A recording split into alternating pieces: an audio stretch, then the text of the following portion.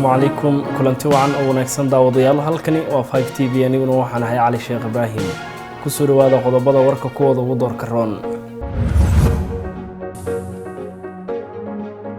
isku bedelka iyo magacaabista wasiirada wasaaradda duulista iyo hawada iyo wasaaradda shaqada iyo arrimaha bulshada ra'iisul wasaaraha xukuumadda federaalka ee Soomaaliya ayaa isku shaandhayn ku sameeyay qaar ka mid ah golihiisa wasiirada xeeralyaha maxkamadda ciidamada qalabka sida ayaa sheegay in dilkii gudoomiyihii degmada Hodan marxuum Cabdixakiin Dhagajuun oo ahaa mid kas ah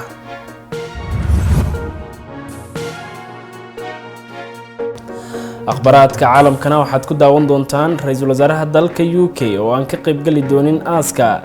Amir Philip oo la qorsheynayo in la aaso sabtida soo socota ee isbuuca dambe